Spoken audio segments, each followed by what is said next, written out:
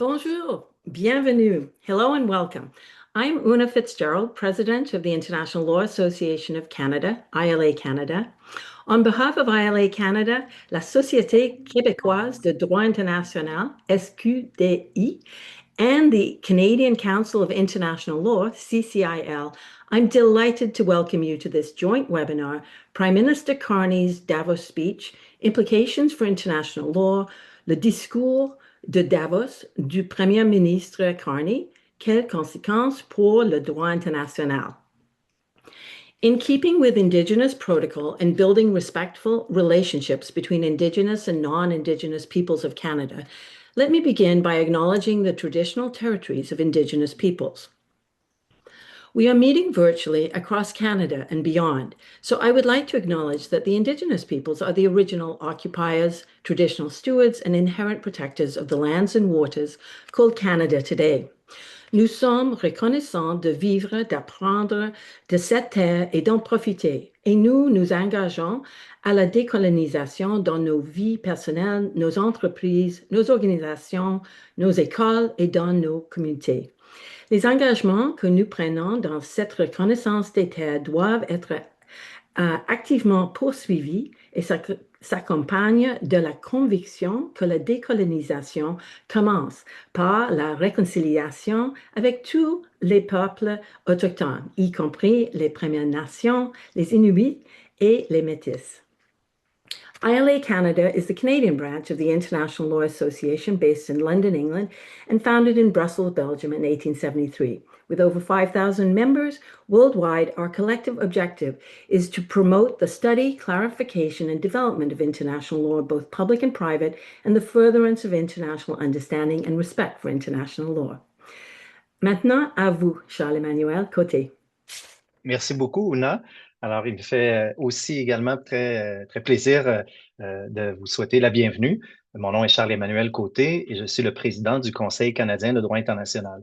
The Canadian Council on International Law is the pan-Canadian scientific society of international law in Canada. Our members come from academia, private practice, and the governmental sector, as well as non-governmental and international organizations. We are very happy to co-organize this webinar with our sister societies in Canada and Quebec. And we took the opportunity of Prime Minister Carney's Davos speech to engage in a conversation on the implications of that speech for international law.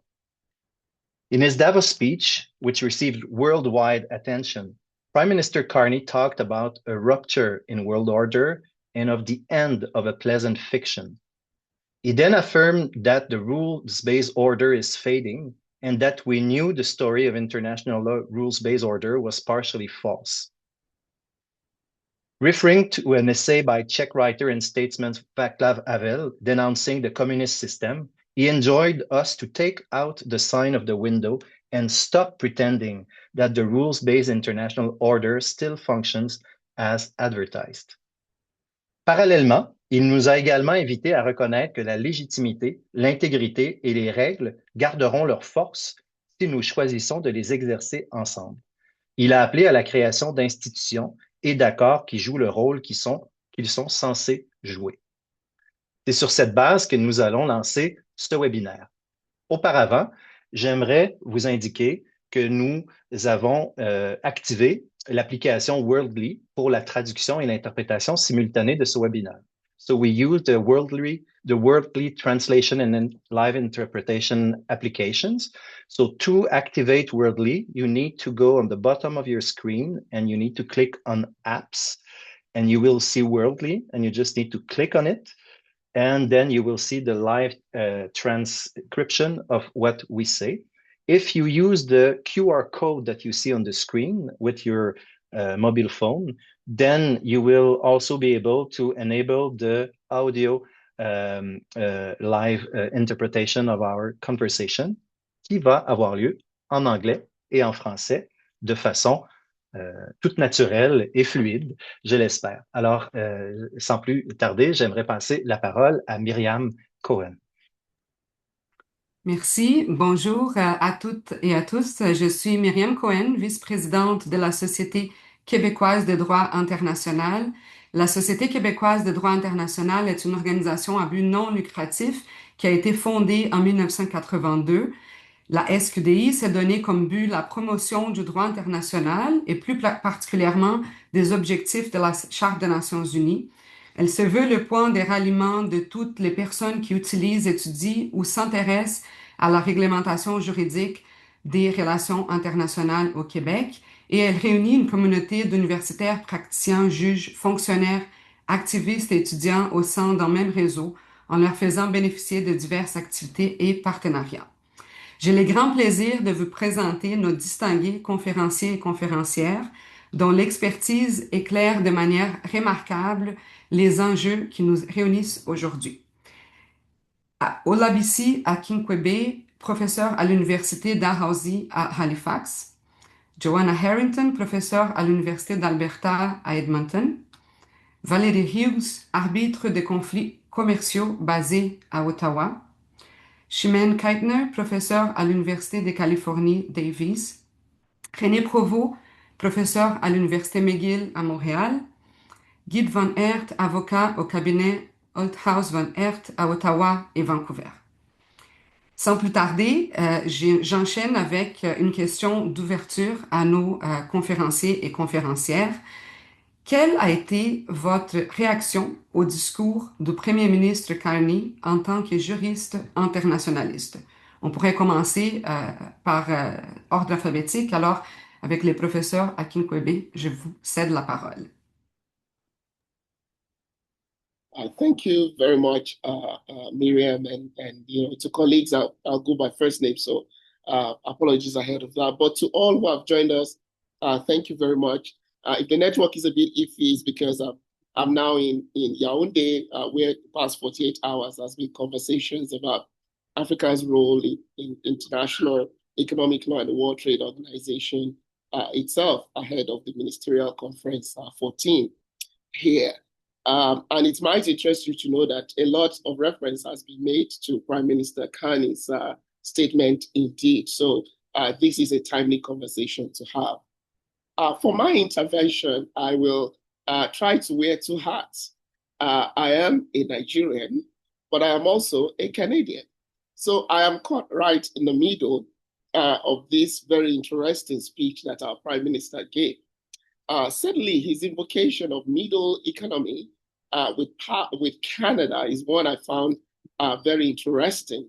As one who studies international economic law and who has studied it from its historical sense, I found it quite shocking that Canada would be in that bucket. And so to start my 3 points, the first thing I would like to say or build some thoughts around is the fact that as someone from the global South, who also wears a Canadian hat, I think the Prime Minister's remarks misses some of the historical violence of the current international system. I think the Prime Minister's attribution of the current moment to have a description of what Canada as a country is going through almost sounds like a global South country. It sounds as if, number one, Canada was not there when the organizations such as WTO or even its pre-General Agreement on Trade and Tariffs were agreed upon. Canada has been part of the very international system that the Prime Minister complains about. But the avoidance of doubt, Canada was in bed with the United States all through. Right? So it is very surprising to then see that, an attempt which has, of course, cascaded over the past 3 years with Trump's second return has ended in this result. That's the first one. And again, to just summarize it, it is the fact that it misses the fact that the current historical system is one which Canada co-created, even though the effect it's feeling right now is not what it's not in the beginning. From that point, I'd like to also add that the Prime Minister's position about Canada's, current middle power status, even if one were to agree that the current reality of the Canadian economy especially given the position it found itself with the consistent, breaking apart of its trade relations with the United States and its attempt to be a leader in international economic relations around the world, is at best self-centered. And that's not a bad thing, because we're thinking about Canada here. And this is where I come back as a Canadian to think about the issue. But it also has positionality dimensions once we think about developing countries who for so long have advocated these sort of issues. It looks as if the Canadian Prime Minister has simply taken the narrative that a lot of Global South countries have said about this very system and said it with much more boldness, which has reverberated much more than anywhere else. But I do want to think about where he said this. This was at the World Economic Forum. This is a meeting of mostly business leaders, top government officials. So for context, this is not where the needle moves on what needs to happen in terms of changing the current institutions of the global economic order that we have. So in the second sense, it is understandable if Canada now becomes a needle power, like we think about Australia or some other countries across the world. But from my point of view, it still misses the point around positionality of this vis-a-vis developing countries. The third point I like to put on the table is that it ignores questions of power asymmetry and structural inequities that remain at the heart of the issues that need to be addressed by the system. And in essence, the conversation has become, oh, what are middle powers doing?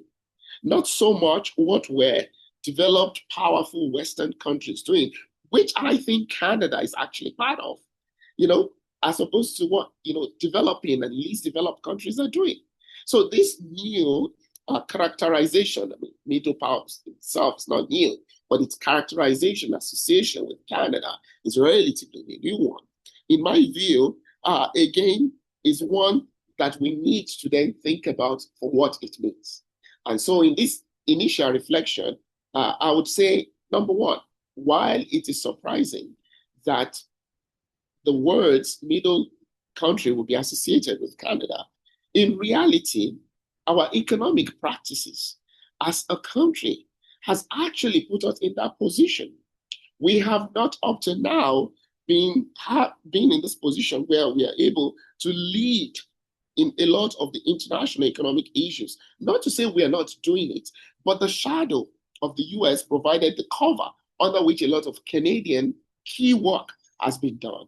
And I do think coming out of the shadow of the US offers a very important lens to appreciate the value of what Canada has done, but its characterization as middle power, in fact, undermines a lot of the other work which Global South scholars have talked about the system. And so for me, the middle ground is about finding how the voice or the voices of the Global South continues to be heard in this international economic system, and not one that takes account of states like Canada, UK, France, who have now been kicked out of the formerly powerful hegemons. Thank you.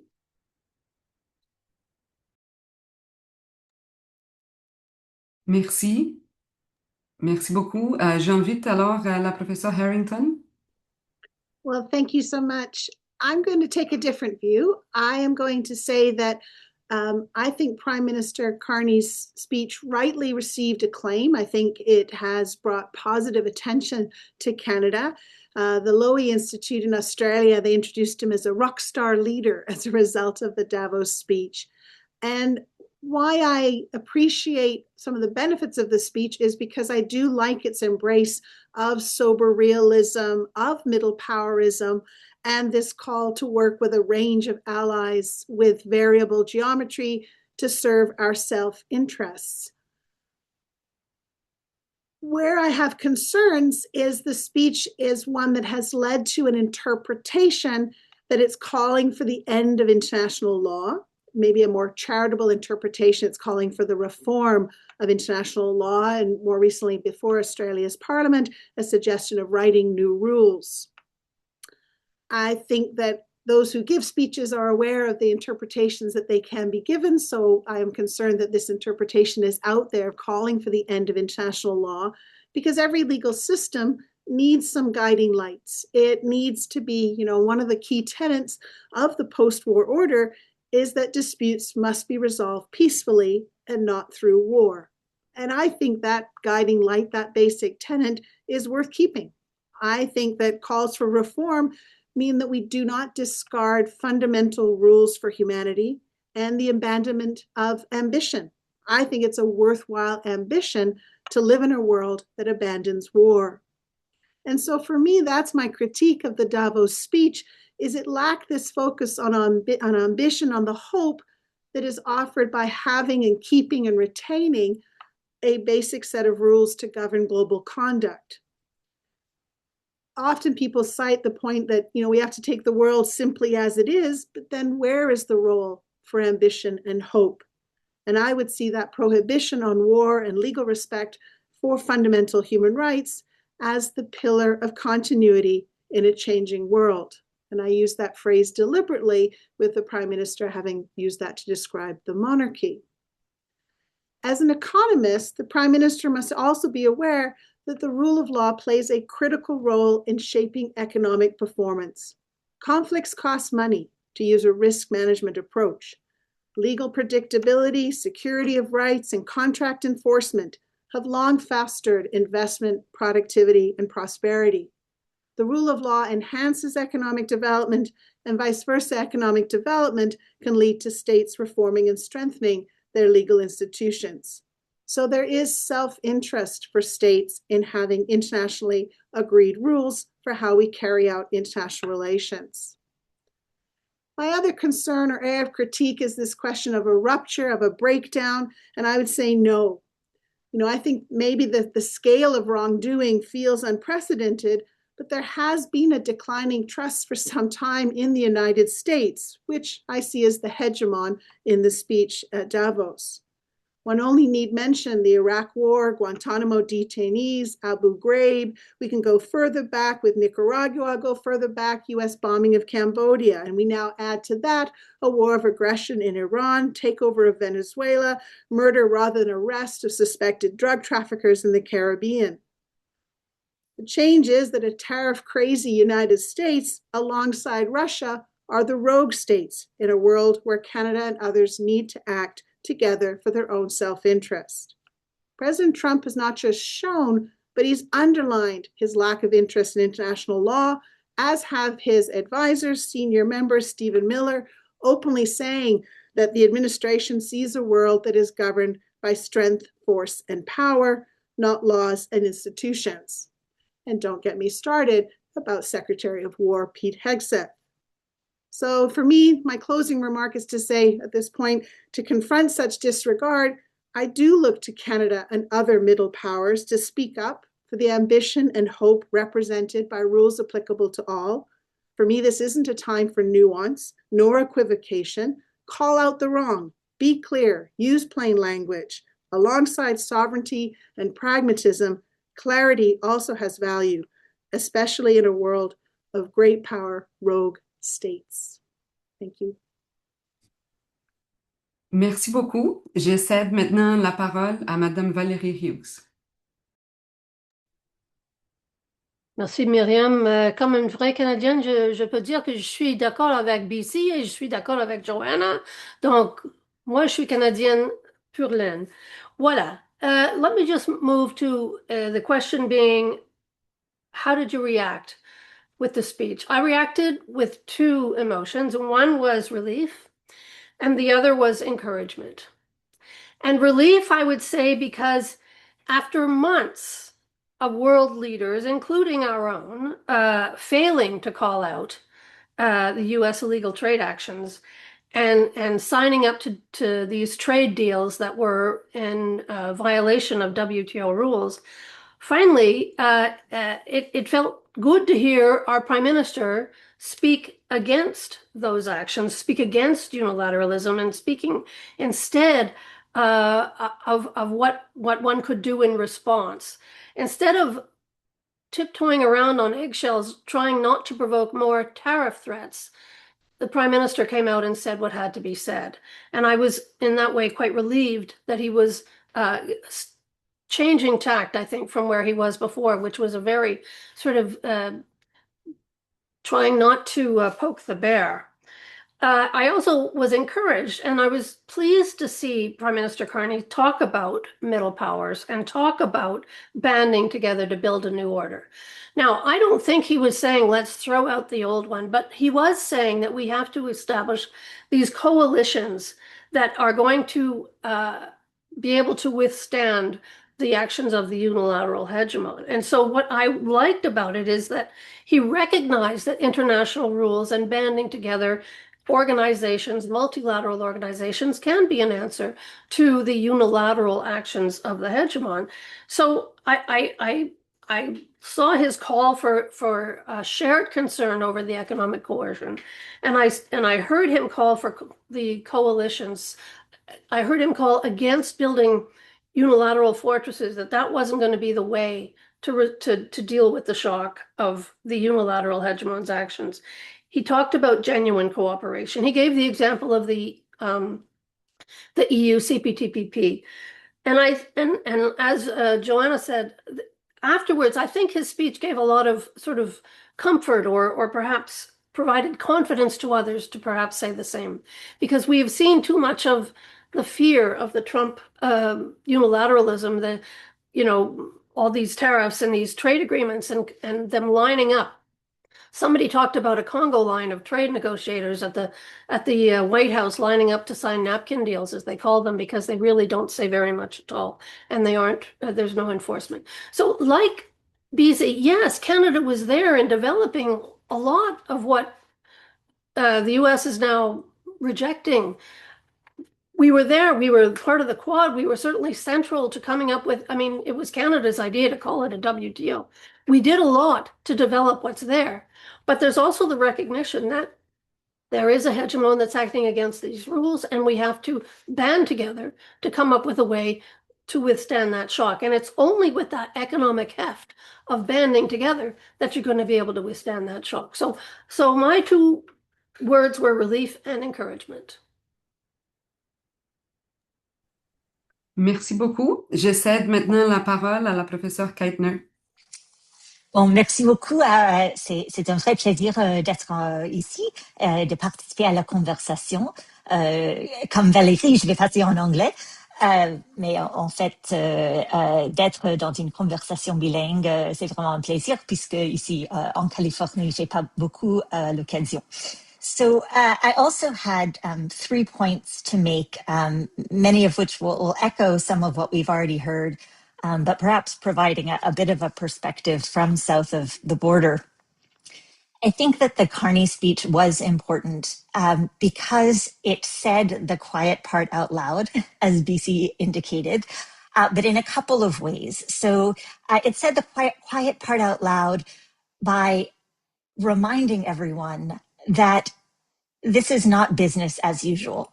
The world somehow survived the first Trump administration, but the second Trump administration, for reasons we can get into maybe more in the Q&A, is not a replica of the first one, and it does pose a much more severe and existential threat to the international legal order. So I think Prime Minister Carney really deserves credit for calling that out. At the same time, the quiet part, the other part of the quiet part that he said out loud, as BC indicated, is that the international legal order has never worked for the interests of all states in the international community. And historically, Canada has very much been aligned with the more powerful states, and particularly with the United States in building that order. And so in a way, some could read the speech, although I don't think it was intended this way, as essentially an acknowledgement of complicity in constructing a very unequal international legal order. Now, if we're going to dispense with the so-called rules-based international order, and I'm not a fan of that language, and I think we will soon be retiring it for a variety of reasons, then the question emerges, what next? And I think that's where the speech fell short, although it would also be, I think, expecting too much for a speech at that juncture and in that forum to provide too many details. if what's next is not simply black letter international law the way that law professors teach it, then it is going to need to be something that has wide buy-in, that is forged through multilateral institutions, and that has more specificity and more predictability, to Valerie's point, than this sort of vague concept of variable geometry in each country's own self-interest, which is essentially going to yield some coordination in some areas, but not really the kind of stability and predictability that, for example, the UN system was designed to provide and has failed to provide. So my first point is glad to see that we're recognizing it's not business as usual, wanting more definition as to what comes next. The second point is this question of rupture versus continuity. And I think, as Joanna eloquently expressed, this is not the first time we've seen quite rampant violations of international law. And in the interest of time, I'll just say that as an international lawyer, I do try to be glass half full without being naive. And I do think that to the extent that other countries and civil society observers can continue to use the language of international law to characterize and call out state behavior, we haven't and shouldn't throw in the towel completely. But as we'll get to later in the conversation, it is extremely important to my mind that we not become part of a self-fulfilling prophecy in sort of heralding the death of any international legal order, particularly in the area that I'm focused on here, which is the use of force. And then finally, I just want to draw a connection, which is certainly implicit, but to make it explicit, between the domestic and the international. Because one of the things that we're seeing, of course, is the rise not only of populism in so many countries, but of leaders who are really pursuing not only their country's interest, or maybe not even at all their country's interest, but rather their own personal interest, the interest of elites.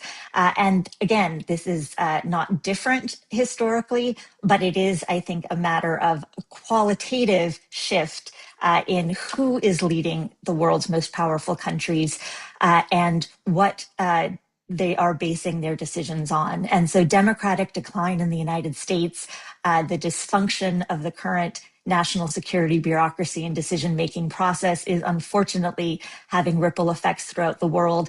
And we need to repair domestic institutions if we're also going to hope to repair international cooperation. Thank you. Merci beaucoup. Je cède maintenant la parole au professeur René Provost. Merci, Myriam. Donc, laissez-moi d'abord saluer l'organisation de ce panel. Je pense que c'est vraiment très important de prendre un moment de se parler. Peut-être sans surprise, je suis assez d'accord avec ce qui a été dit jusqu'ici. Je vais peut-être essayer d'ajuster mes commentaires pour un petit peu éviter de répéter ce qui a déjà été proposé. Pour commencer, quelle a été ma réaction au discours de Mark Carney? Pour moi, ça m'a fait penser à Mark Twain.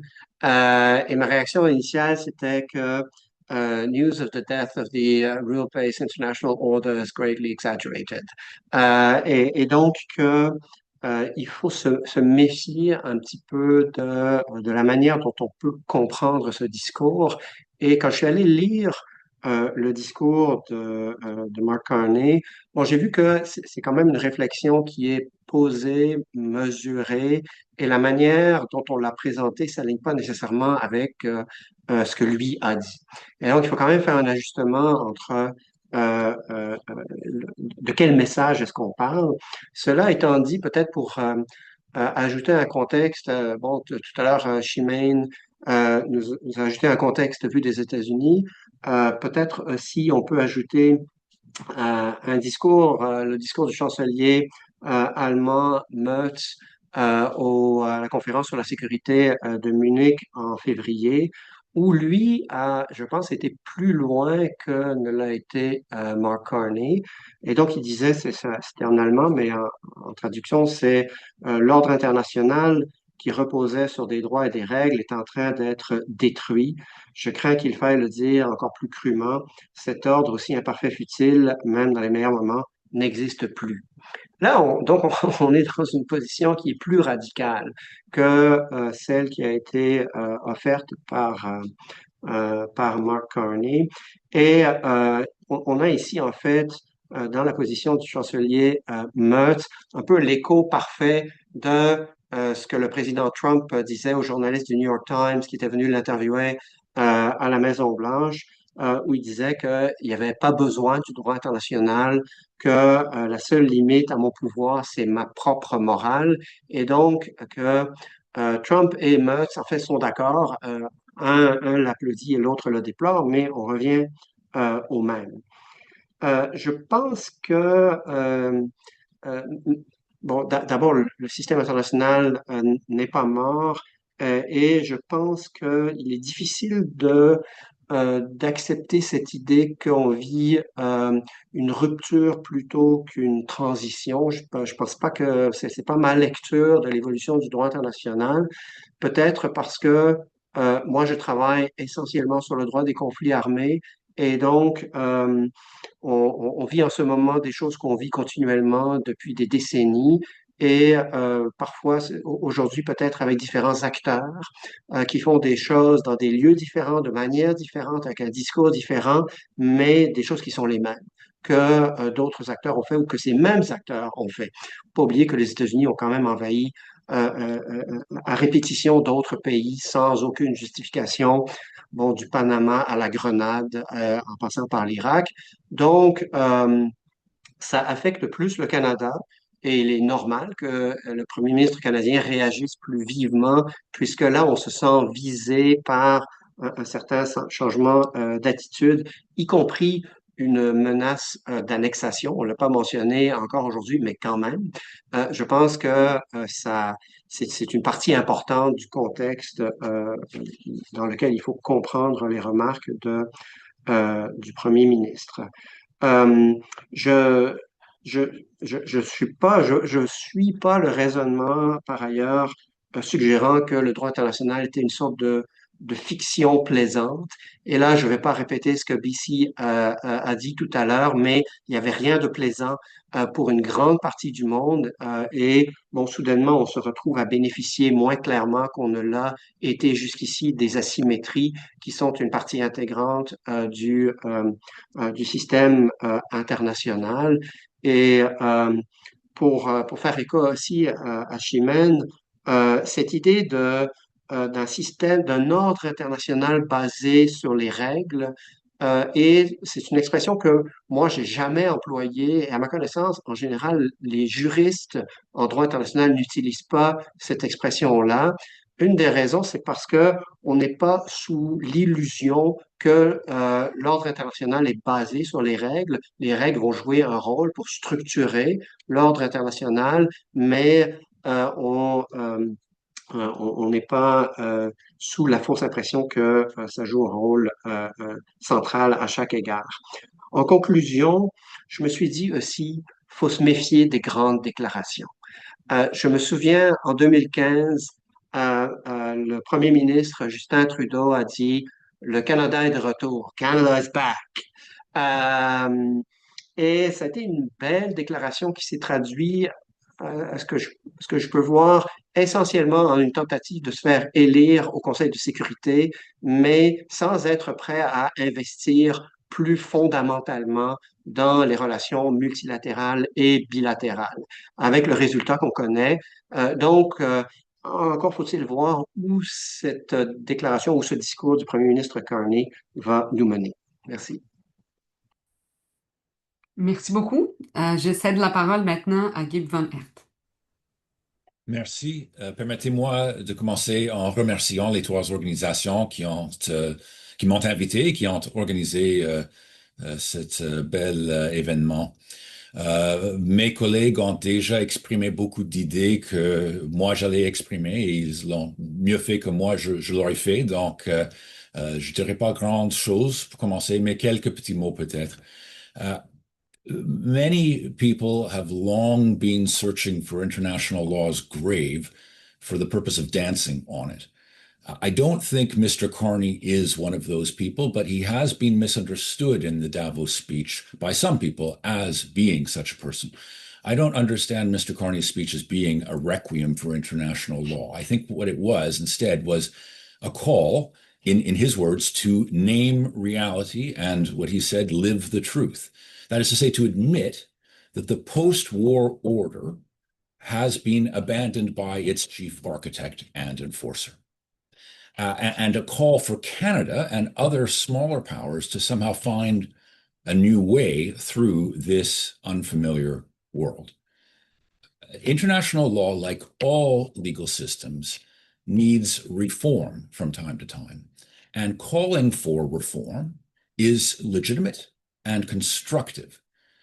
What is unreasonable and yet somehow considered to be a permissible critique by people who ought to know better, is to point to some particular flaw in the international legal order, and take your pick, because there are quite a few, and to conclude from that one particular failing, that the whole of international law should be scrapped.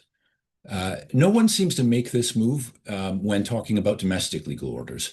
You might, for instance, think that Canada's regime for medically assisted dying isn't great.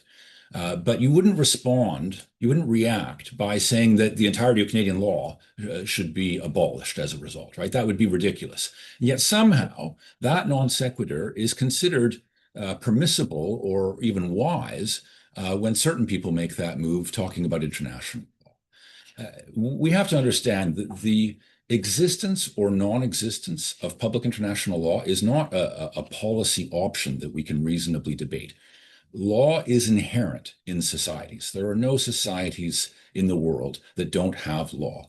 And international society is a society like the rest. So we're going to have an international legal order of one sort or another, just inevitably because we have an international society. So the question is whether we have an international legal system that advances and protects our interests or one that doesn't.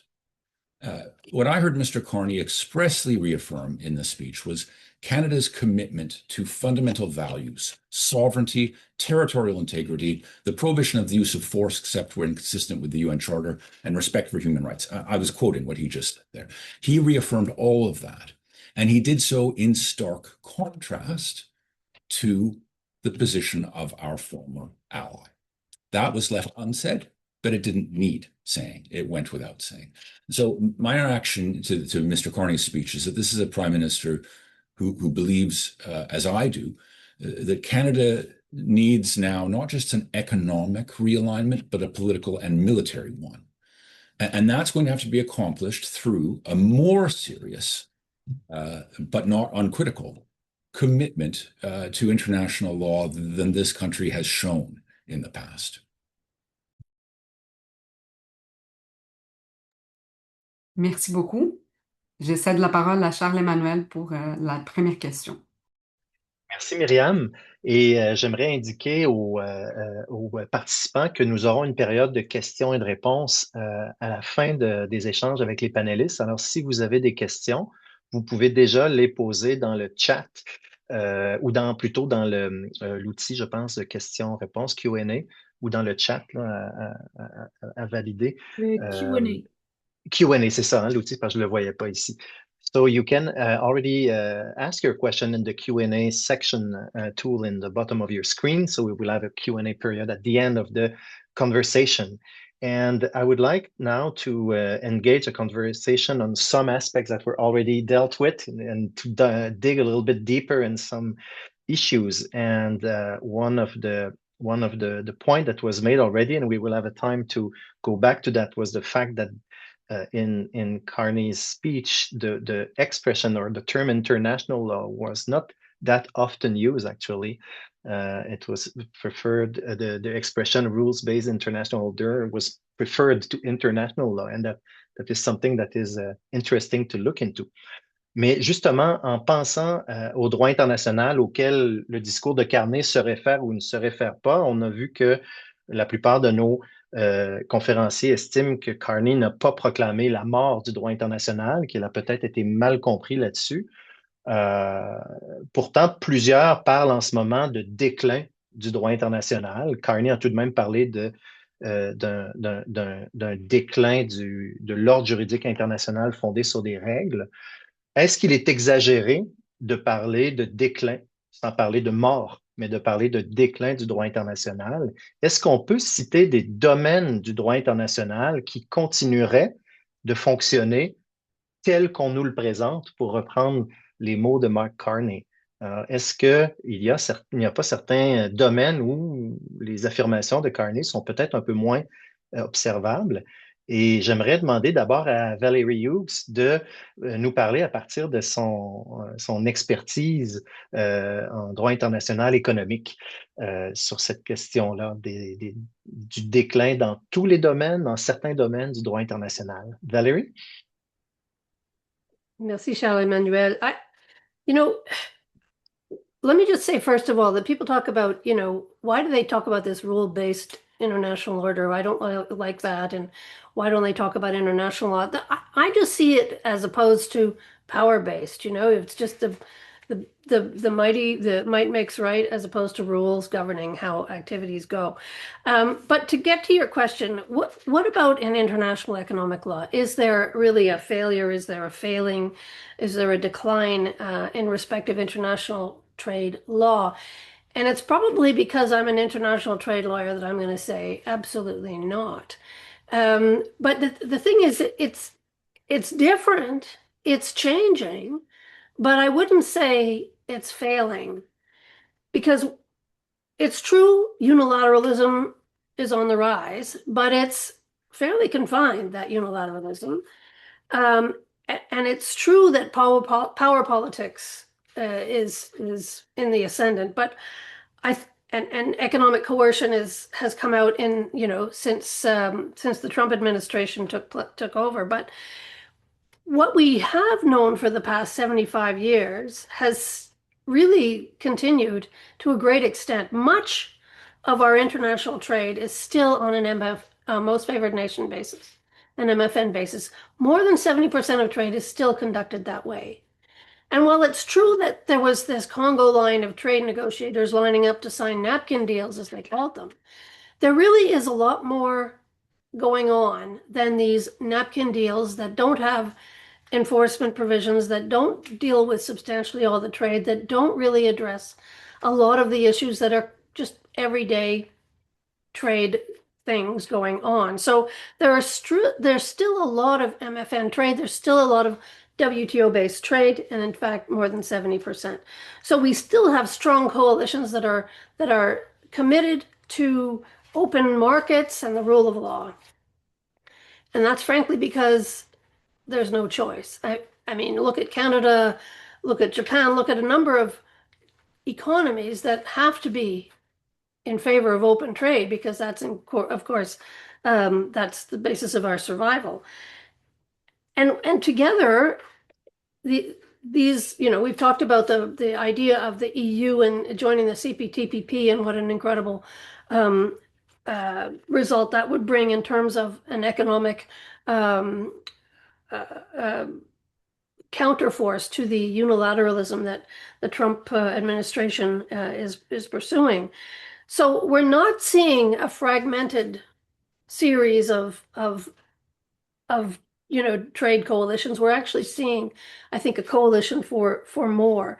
And when you take aside tariffs and the Liberation Day and all of that was going on, the trade rules are still functioning as they always have. The SPS, sanitary and phytosanitary measures, the technical barriers to trade, the trade facilitation, customs valuation, all of these things are still going on as they always were.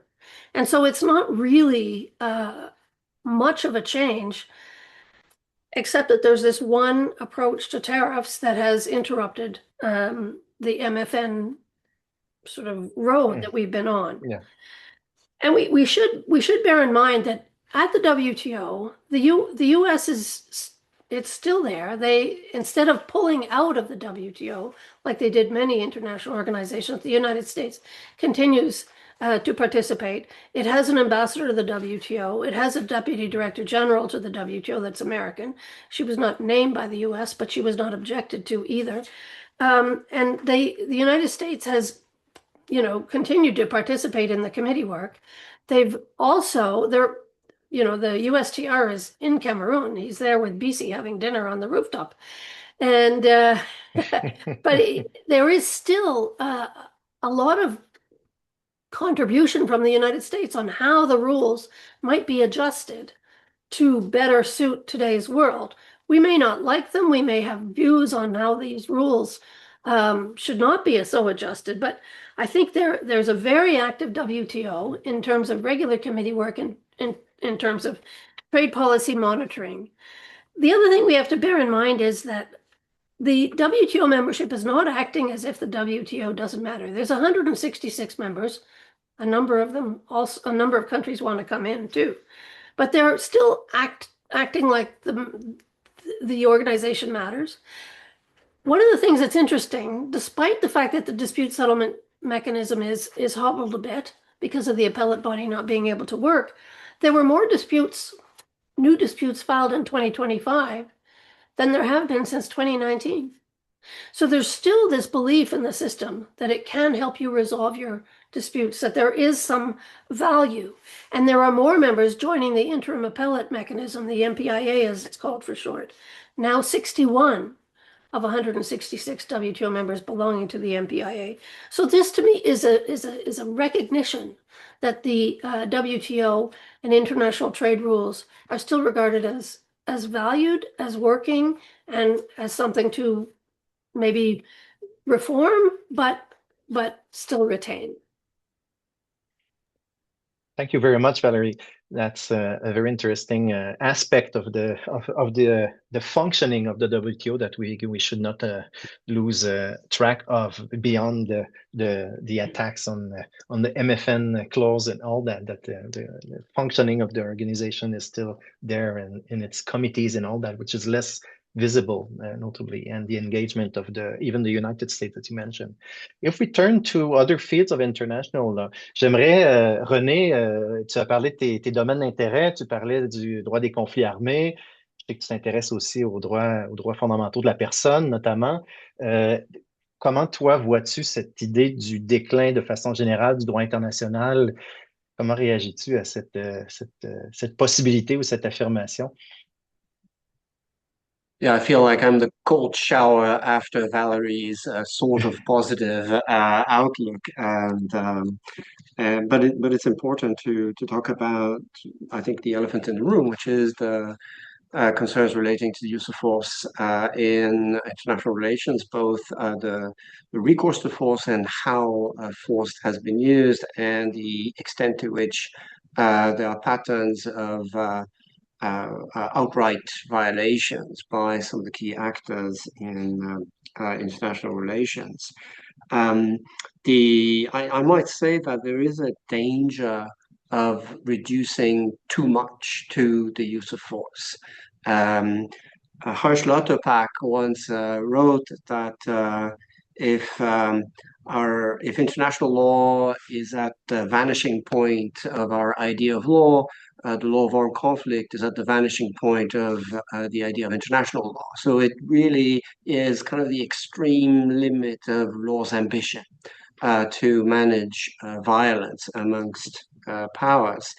And it's always been an enormous challenge to make real the collective security pact that is written at the core of the United Nations Charter. It was a project that was a shiny house on the hill, as Reagan would say, and it's important that it is there. It is important that we have an objective that we work towards, and that international law, codifies this objective, but it's dangerous to reduce too much to that. Peut-être en terminant mon intervention rapide, je dirais que la réaction qui a suivi au discours du premier ministre Carney me remplit de quelques hésitations. Aussi quant à savoir qu'est-ce qu'il faut penser de ce discours, même seulement pour le gouvernement du Canada, on voit que les gestes concrets posés par le Canada depuis le discours, essentiellement, ont trait à des questions de commerce et de défense. Et c'est là où il y a eu des activités importantes et on a tendance à un peu ignorer tout le reste, tous les autres registres où le Canada, je pense, peut jouer un rôle important et je dirais, il ne faut pas négliger ces autres registres dans lesquels, par le passé, il y a eu des moments où le Canada a eu une influence un peu qui dépassait son poids politique et économique. Et il y a une raison qui expliquait cela et je pense qu'on peut recapturer une certaine partie de cette réalité.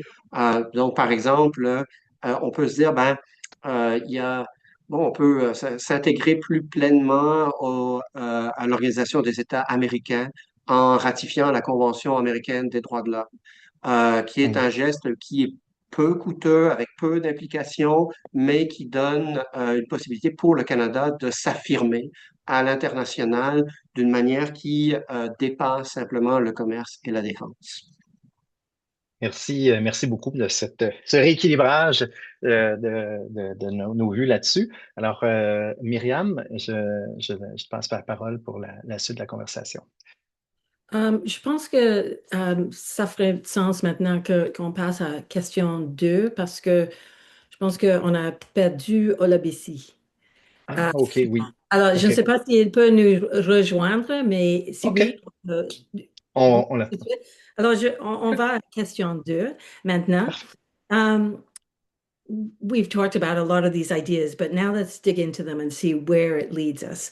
So, Prime Minister Carney spoke of rupture, not transition, and he argued for taking the world as it is, not as we wish it would be. And he said that if we're not at the table, we're on the menu. With the international law and international law and international institutions being flouted, how do we build respect for human rights and international humanitarian law and fundamental principles of international law? So I'll turn to Joanna first on that. Well, thanks so much. There's some great phrases in this speech, but, I have concerns with things like rupture. I mean, it does sound like, you had a burst pipe and once it's fixed, we're back with moving water. Or there's been some kind of disturbance. And once we get over the disturbance, we're back to harmony. And yet, clearly, as others have spoken, it was not harmonious to start with. So that leads us with this idea that there's been this, we need a clear break from the past. And that's what we mean by rupture. But it's the past that gives us lessons to learn for the future. And it's the past that gives us that ambition or hope that we're not going to repeat the past. And so, how do we build respect for it? For me, is we need to call out what is clearly wrong. Because if you don't, then you do build disrespect for the rules that you want to establish. And so, when the Secretary of War calls for no quarter, that is something that clearly needs an answer that says, no, call it out. Let's be clear. That is against the law and it's against the lessons we've learned from the past to make that law in place. I could go on about, a lack of proportionality, a lack of rigor in verifying targets, but it's all about calling out what is wrong. And the same in the international human rights world as well. Let's call out, missile strikes on drug traffickers when we all know that if it's law enforcement, what you do is arrest, charge, and put on trial. You don't extrajudicially kill individuals, right? That's murder. And so again, we have to call out what's wrong in order to build respect for the rules rather than not calling it what it is, because nuance may help other aspects of our political relations. The last point I'd say is I think with respect to international human rights, we also have to remember that they're domestic human rights and that we build respect for them through both international and domestic law enforcement. And in fact, one of the strongest means of enforcement is not through international bodies, institutions, and courts, but through and as part of our domestic law and recognize that they have value within our domestic law. Thanks.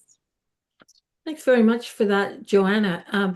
Gib, would you like to comment on this question also? Thank you. I'm going to develop the point Joanna was just making, which is one way we can show our commitment to these international legal principles is by leading by example within our own jurisdiction. And actually showing commitment to international legal principles here. As lawyers and legislators and judges in this country, we have lived too long in what some people might call splendid isolation of international law, but it's not splendid, it's ignorant, and it's harmful to our own self-interests as a middle power, which again is one of the points I take the Prime Minister to have been making in his Carney speech. So let me give you a concrete example of this. As many of you know, if you've been reading the papers and so on, the Supreme Court of Canada, for the last 3 days this week, has been hearing a blockbuster case about the notwithstanding clause, Section 33 of the Charter, and that goes on tomorrow. Hardly any part of that consideration by our apex court concerns the inconsistency, the stark inconsistency between Section 33 and our international human rights obligations. Article 4 of the ICCPR tells Canada and every other state that's a party to that treaty exactly when we can lawfully derogate from civil and political rights and which human rights are derogable at all times. And yet that those legal obligations just hardly figure in the debate around the notwithstanding clause at all. A few years ago now, Professor Atteran at University of Ottawa and I published a piece in the Hill Times calling on the federal government to introduce a bill in Parliament that would subject every legislative invocation of the notwithstanding clause to scrutiny at the Supreme Court of Canada against our international obligations, particularly Article 4 of the ICCPR. And where the invocation of the notwithstanding clause would put Canada in breach of those obligations, Canada would be required by law to exercise its constitutional power under the 1867 Constitution to disallow that law. Taking a step like that would, in my view, not only improve the protection of civil and political rights in this country, it would communicate to those other international law respecting middle powers around the world that we're now trying to strengthen our relationships with, what sort of people we are, that we're promise keepers, not promise breakers, that we take our international obligations seriously. That's just one example. I could give so many more. I mean, obviously, the UN Declaration on the Rights of Indigenous Peoples, where we've been in a position of leadership for the last few years, but we look like we might be slipping a bit now. You could cite many other examples, but we really do need to be leading by example. We need to be showing, not telling. And I agree with what Professor Provost reminding us all about Canada is back. It's a nice grand declaration, but it pales in comparison to when we turn around and just ignore our existing obligations. For instance, just again, take another example that some people will find silly, but I don't think our treaty partners did. Decriminalizing marijuana without actually withdrawing from any of the narcotics treaties. I mean, what sort of country are we? Are we an international law respecting country? Are we a promise-keeping country, or are we something else? We have to make that decision, and we have to carry it through domestically. I think that's one way that we show that we are different than the states that Mr. Carney, and maybe one state in particular, that Mr. Carney was warning us about in his speech. Thank you very much, Gib. Your example of the case that's being heard in the Supreme Court is a really interesting one to see how international law kind of opens another door to a question that seems unanswerable right now, just under the Constitution, right? You have the right to do it, to use the notwithstanding clause, but maybe international law is the moral and legal answer to that conundrum we have. Is there anyone else who'd like to comment on this question? And if not, I will pass this over to Myriam. Merci. Merci beaucoup. Alors, si on tourne vers la question de la sélectivité, dans son discours, le Premier ministre a évoqué une rupture de l'ordre international, comme vous avez déjà mentionné. Pour de nombreux États du Sud, cet ordre a toujours été perçu, vu comme appliqué de manière sélective.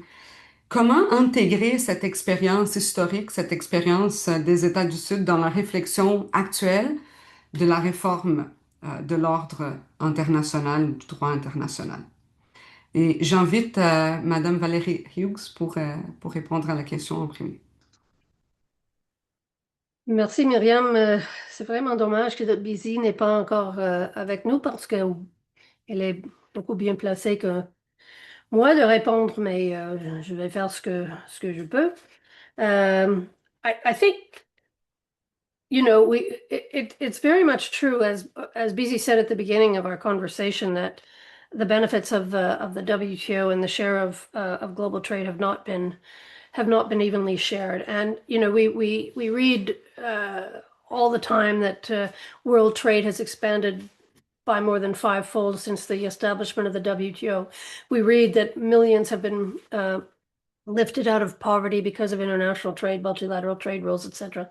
But it is true, and it's what is called the unfinished development bargain, that you know, developing countries' integration into global trade remains fairly shallow. They have not been able to develop the way, if you read the preamble of the WTO agreement to raise standards of living, it hasn't happened the way perhaps people hoped or thought or anticipated it would.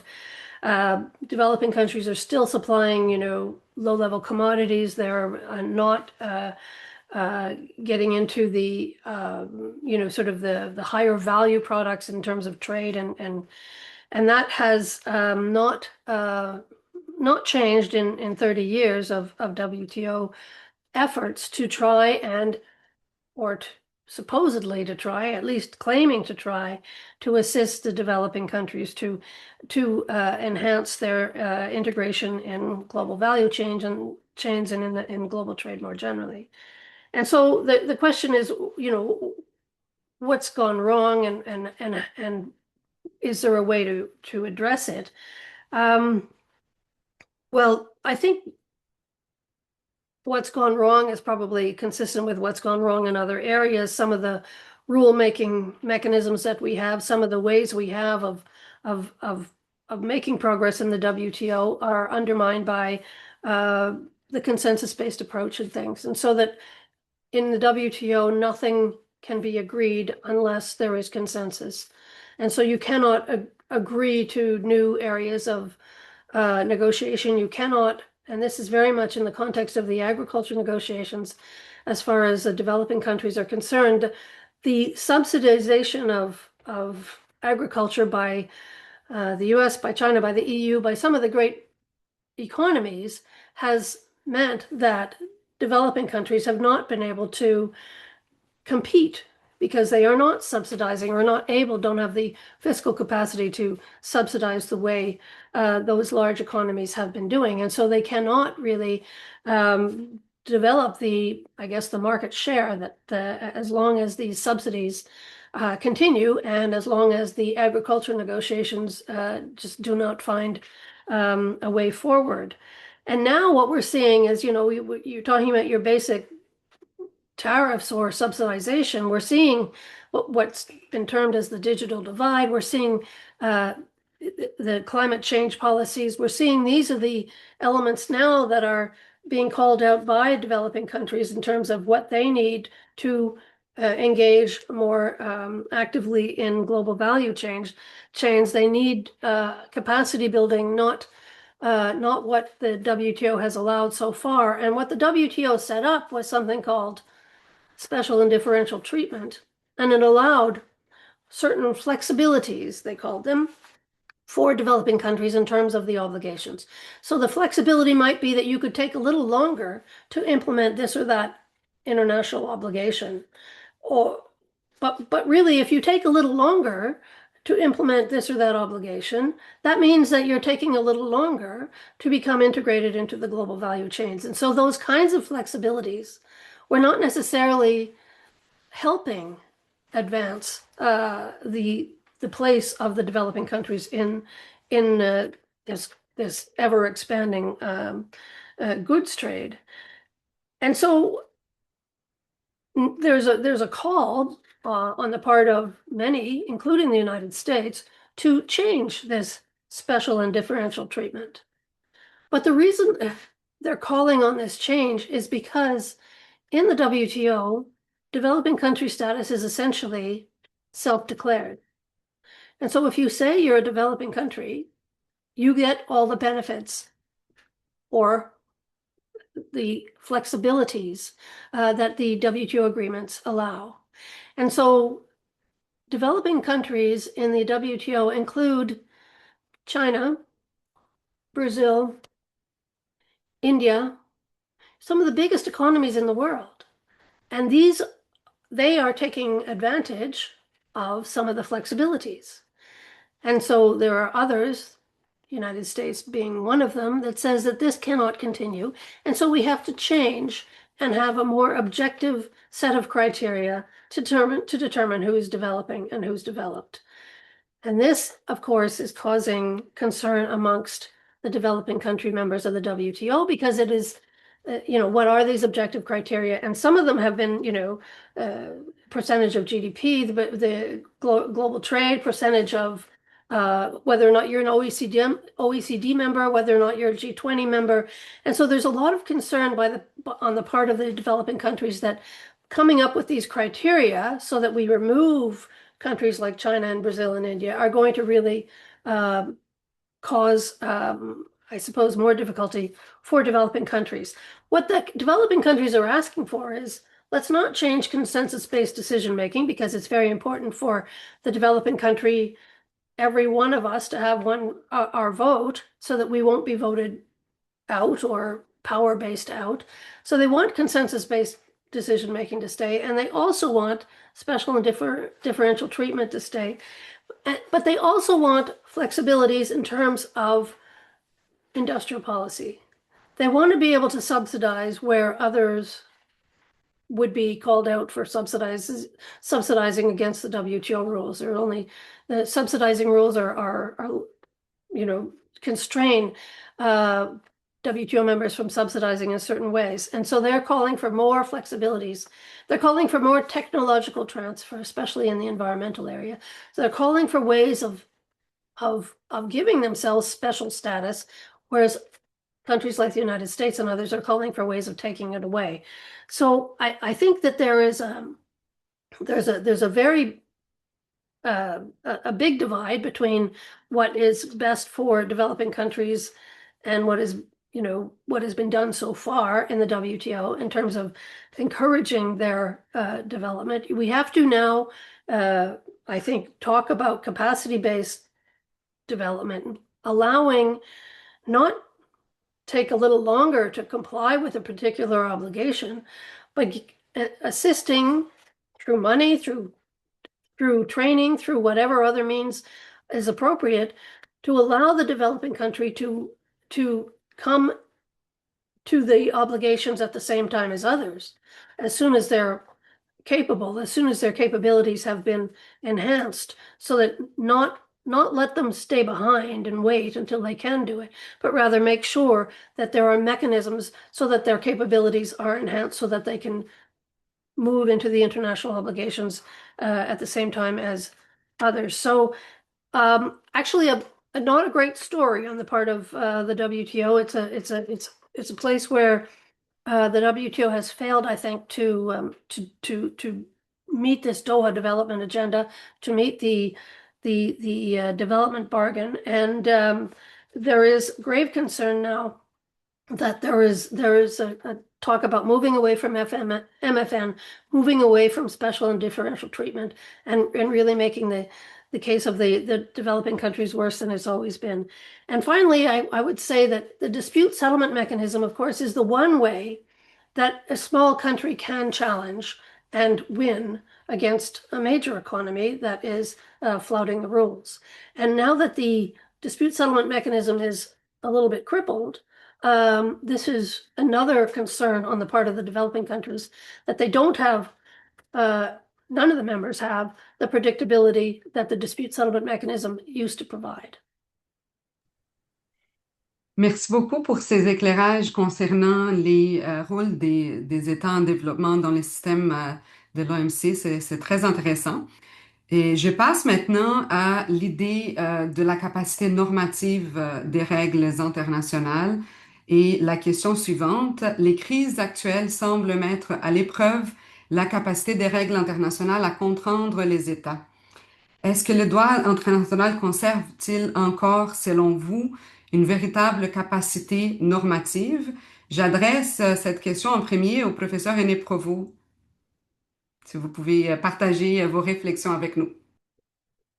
Oui, merci Myriam. Peut-être juste avant, ajouter un corollaire à ce que Valerie disait tout à l'heure pour souligner que il y a d'autres dynamiques, par exemple, comme le retrait des États-Unis d'un très grand nombre de mécanismes institutionnels dans d'autres domaines.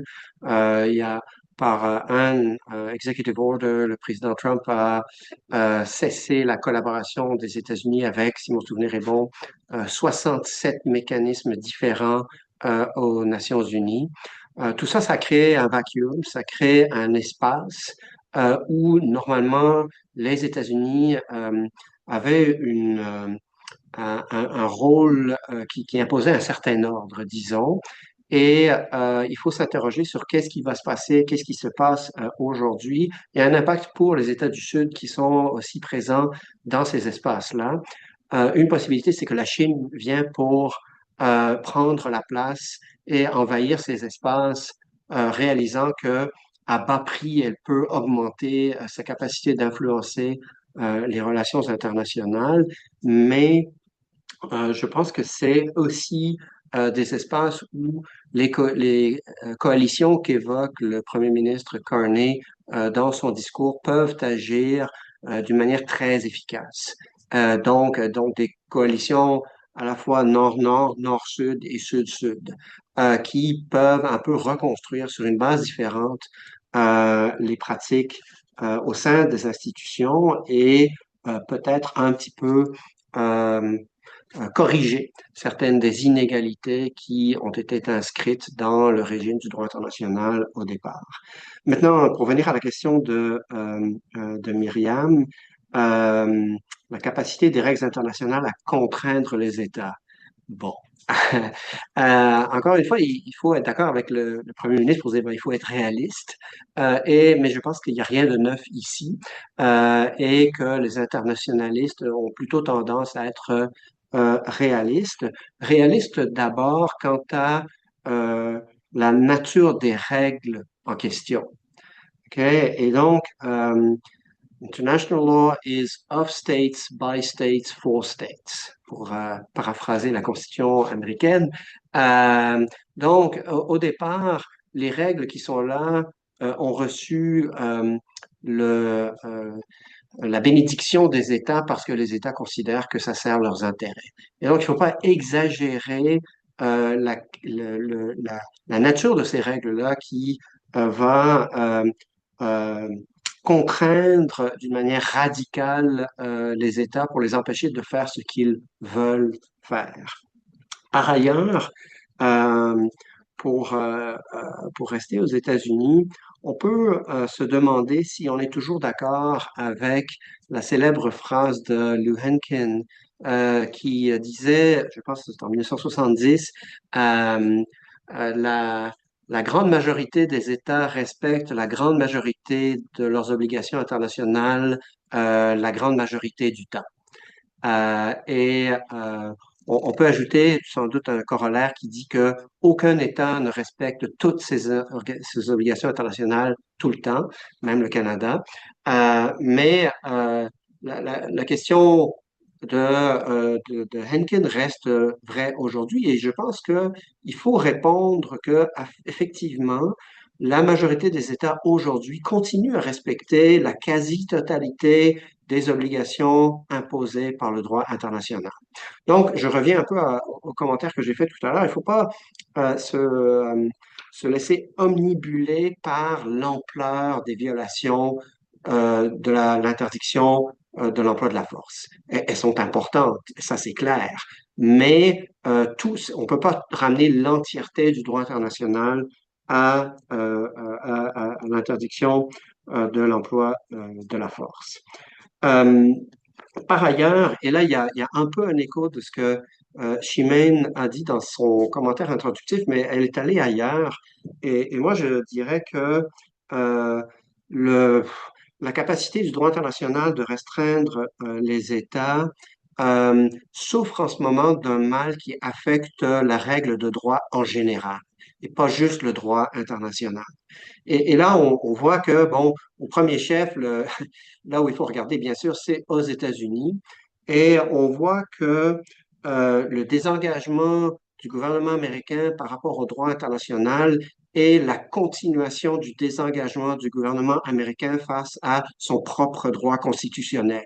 Et il n'y a pas de surprise que les États-Unis violent le droit international tout aussi manifestement qu'ils violent leur propre droit constitutionnel. Donc, il ne faut pas penser, il ne faut pas mettre tout le fardeau sur le droit international, d'un peu se sortir d'un pétrin qui est un phénomène plus général. Je dirais aussi que euh, Trump est un symptôme tout au moins, tout autant qu'une cause, en ce sens que la difficulté de faire respecter le droit international n'est pas apparue avec son élection, même pour le premier mandat. On a toujours connu un, un beau moment, peut-être sous le soleil, après la chute du mur de Berlin, où le Conseil de sécurité a commencé à fonctionner comme il le devait, où on a commencé à créer des institutions comme les tribunaux pénaux internationaux pour la Yougoslavie, le Rwanda, bon, la Cour pénale internationale. C'est un moment qui a passé. Même pendant ce moment-là, bon, il faut se rappeler l'opération de l'OTAN au Kosovo, où on a évité d'aller chercher une légitimité aux Nations Unies, alors que, je le rappelle, le Canada était membre du Conseil de sécurité des Nations Unies, et c'était vraiment une occasion manquée au minimum de forcer la Russie à imposer son veto pour qu'il y ait un coup politique au veto et ensuite de se tourner vers peut-être une résolution de l'Union pour la paix et aller chercher une légitimité à l'Assemblée générale, dont la légalité est peut-être un peu contestable, contestée, mais néanmoins, c'est quelque chose qui est important. En bout de ligne, je dirais, et ça, ça revient à cette fiction plaisante et puis cette histoire d'affiche dans la vitrine à laquelle on ne croit pas. Je ne pense pas que la métaphore fonctionne vraiment parce que nous, on croit à ce qui est écrit sur l'affiche il y a une certaine utilité à forcer les gens à utiliser ce discours-là. Euh, en, en, en théorie politique aux États-Unis, on évoque parfois quelque chose qui s'appelle the civilizing force of hypocrisy, en disant obliger les gens à parler le droit, même s'ils n'y croient pas, ça les force à structurer leur pensée d'une manière qui est définie par le droit. Et en soi, c'est utile. Donc, le faire, il ne faut pas juger le droit international uniquement comme si c'était une obligation de résultat. Est-ce que les résultats sont là? Oui, non. Et puis si on viole, on envahit un autre pays d'une manière manifestement illégale, ben là, le droit international ne veut rien dire. Je pense que le droit joue un rôle beaucoup plus complexe que ça et il faut le souligner. Merci beaucoup, René, pour ces réflexions très intéressantes. En fait, c'est une bonne façon de voir les choses, de ne pas regarder les droits internationaux comme une obligation de résultat et de ne pas désespérer qu'il n'existe plus parce qu'il y a des violations qu'on voit très clairement de nos jours. Alors, je cède la parole à Charles-Emmanuel Côté pour la prochaine question. Merci, Myriam. And I would like to continue on that idea of violations of international law and how states react to those violations or do not react to those violations and what it says about their belief in international law. And about the evolution of international law. So I would like to know how you understand the recent weak reactions from many countries, including Canada, to, for instance, the abduction of the president of Venezuela by the United States, or to the attacks by Israel and the United States on Iran.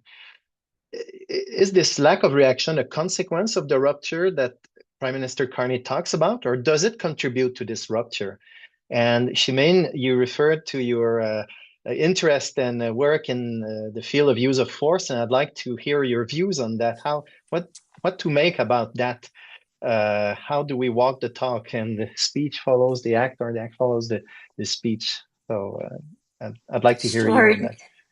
And thank you so much. And maybe I'll just take the opportunity as well to tie in some of the very interesting questions that audience members have been putting in the Q&A, including a question, from Mark Jennings talking about Security Council dysfunction, which René also mentioned is nothing new. René, I thought it was quite interesting that you suggested it would have been better in the Kosovo situation to actually force Russia's hand and essentially force Russia to use its veto against an authorization for the use of military force, rather than doing what NATO did, which was circumvent the Security Council entirely. And I think that connects, Charles Emmanuel, to your question, because if we're using international law as a framework for state behavior, and as René said absolutely correctly, it's not a framework external to states, it's a framework created essentially by and for states, although I think in the post-World War II period, we're also recognizing, of course, and René was not denying the important role of civil society actors and individuals, in particular, for example, some of these international criminal tribunals that really focus on the role of individuals as subjects of international law. But, the United Nations is one way in which states express their views, right? So a dysfunctional Security Council is certainly problematic from the perspective of if one thinks that there are certain instances in which the collective use of force should be authorized. It's problematic when, because of the politicization of the Security Council, we see vetoes that then essentially create a choice between not using force, which of course, as lawyers, by and large, we would say, well, okay, if there's no legal basis to use force, then countries shouldn't use it, or recognizing what some on the call have referred to as the reality that faced with a felt imperative to use force, countries will try to squeeze it then into the Article 51 carve-out for self-defense. And in fact, the United States has submitted an Article 51 letter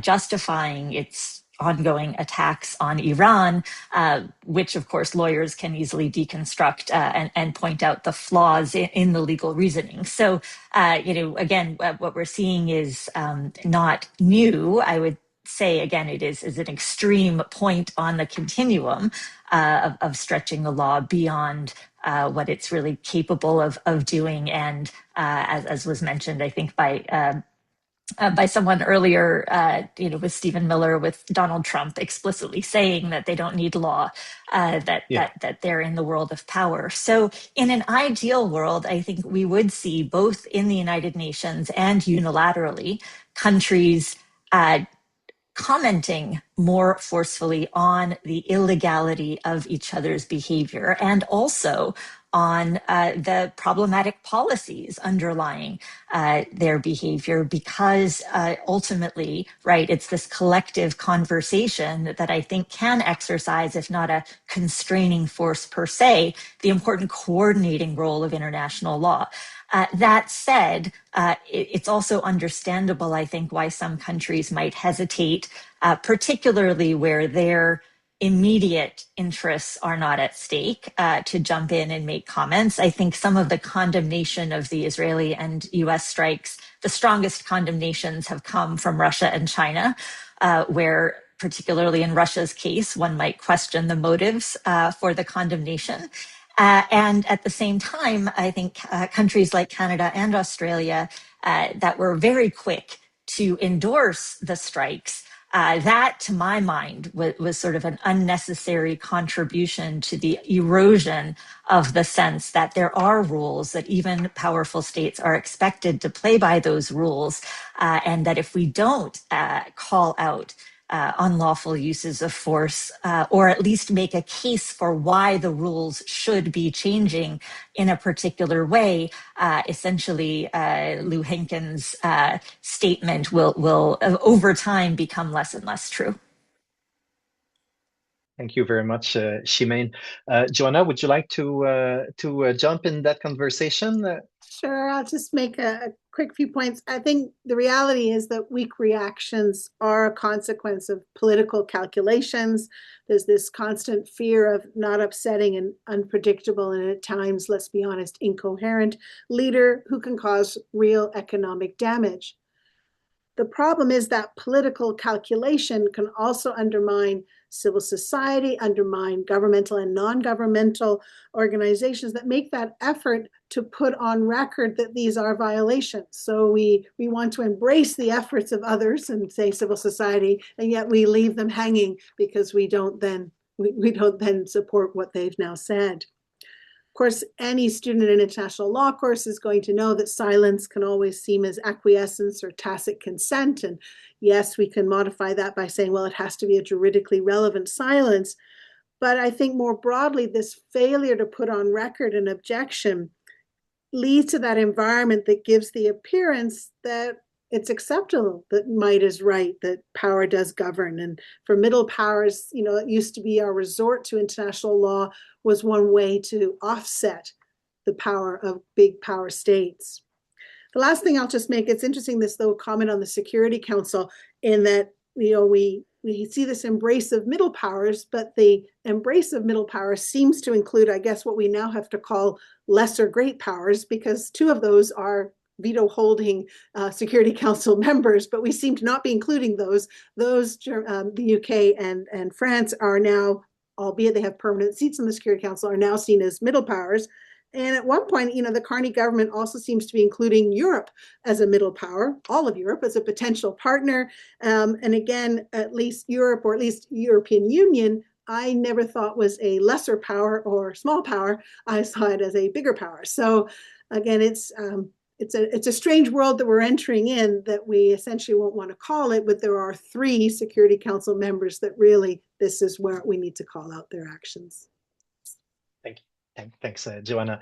Una, I would leave you the floor for our last question before the Q&A period. Merci beaucoup, Charles-Emmanuel. And this question follows really on the last one to talk more about this commitment to fundamental values. So Prime Minister Carney said that small and medium-sized states are not powerless, and that we have the capacity to build a new order that encompasses our values, and that we should be principled in our commitment to fundamental values and pragmatic in recognizing that progress is often incremental and that interests diverge, that not every partner will share all of our values. That's a lot to digest at once. So what are the risks and opportunities of trying to build, rebuild, sustain an international law system when the great powers are absent or indifferent? And I'm going to put that question to Gib. Well, to start, I think it's worse than absence or indifference. It's open hostility from the state that has backstopped the post-war order for 80 years now. So what are the risks and opportunities? Well, let me speak to what I see them as being for our country in particular. I think the risk and opportunity for Canada is 2 sides of the same coin. And we have to start by understanding, or by admitting to ourselves, that we have never been a truly independent country. From 1763, let's say, to maybe 1945, we lived under the protection of the British Empire. From 1945 to 2025, we lived under the protection of the American Republic. Today, we have no protection. And can we protect ourselves? No. Our vast geography, our small population, and our immediate proximity to the state that now is threatening our independence and quite possibly our peace one day, make it impossible. And you know, I know we can look to the example of Ukraine and Russia and fantasize that maybe we could pull off what the brave Ukrainians are doing. The Ukrainians are stronger than we are, and the Americans are stronger than Russia. I don't like our chances at all. So we are massively exposed here now. And we have to then find a new protector. We've always had a protector, and we're going to need a new one. And I think it's really important that we don't delude ourselves, because it's going to be very tempting to do this as Canadians. We mustn't delude ourselves into thinking that things will go back to normal if only Trump leaves the scene. There are 35 or 40% of Americans, which is what, 130 million people or so, who support essentially everything that Trump does. He famously said 10 years ago that he could shoot someone in the middle of the street and it wouldn't matter. And he's been absolutely right about that. So that part of the American population has accepted so much of what Donald Trump has advanced, including the notion that territorial expansion, which is something that Mr. Trump talked about from the very beginning of his second term, even before he became president. He gave a press conference on the 7th of January where he was talking explicitly about U.S. territorial expansion, right? That notion of American territorial expansion is now considered by some significant part of the American population to be a valid policy option, something that can just be discussed the way you might talk about the merits or demerits of certain, Medicare systems, right? And then there are the other, I don't know, what is it, 100 million, 110 million more Americans who just don't vote. And so just are not in the conversation one way or another. Those, 65, 70% of the American population are going to be there long after Trump goes. And so we as Canadians, or the rest of the world, I suppose, might be fortunate enough to get 4 or 8 more years of another moderate US leader at some point. But the fundamentals of US politics have changed now. Trump is not a blip. And we as Canadians have to assume, for our own protection, that those fundamentals are not changing back. This is the world we live in now. So we have to find a new protector, because we've always had one. And as best I can tell, the only real option we have is Europe. Now, whether that means the European Union or instead some subset of its members, I don't know. But we have to get closer to Europe. So we need to be thinking about that. Why not join the Council of Europe? Some people will say, well, because we're not European. Well, if we say we are, and if the Europeans agree, we will be. And I think they may agree, because they're in the same predicament as we are. They need new allies too, right? So do we adopt the euro? Do we ratify the European Convention on Human Rights and subject ourselves to the jurisdiction of the European Court? Those are options we could take, or at least we could consider. Maybe they aren't the right steps, but we need to take steps to integrate ourselves better with those middle power allies in Europe for our own protection. And I agree with Joanna Harrington was saying a moment ago, she didn't consider the European Union to be a middle power. And I agree in a sense, and yet it's when you compare the protection we had of the British Empire for centuries and the protection we had of the American Republic for the last 80 years, the Europeans are nowhere as strong as either of those two. So we are looking at a less powerful protector than we have always had. But that's where I come on to the question of opportunity. I think that fact that the Europeans are not as strong a protector as the Americans have been or the British have been is a risk and also an opportunity, because it's an opportunity in this sense. If there is some new arrangement to be built between Canada and other middle power states, mostly in Europe, maybe not exclusively, but mostly in Europe, I think we would come into that arrangement with something closer to an equal footing with our equal. We would never be as important as France or Germany, or maybe even Poland, at least for the time being. But we'd probably have a little more leverage than we did as effectively a province of the British Empire or a sort of protectorate of the American Republic. Now, if your Canadian pride is offended by the notion that we cannot be independent, don't worry about it. There are hardly any states in the world that are truly independent today. Interdependence is the future, not just for Canada, but for all middle and small powers on this planet. So we're in not much of a worse position. In fact, we're in many ways a much better position than many other states.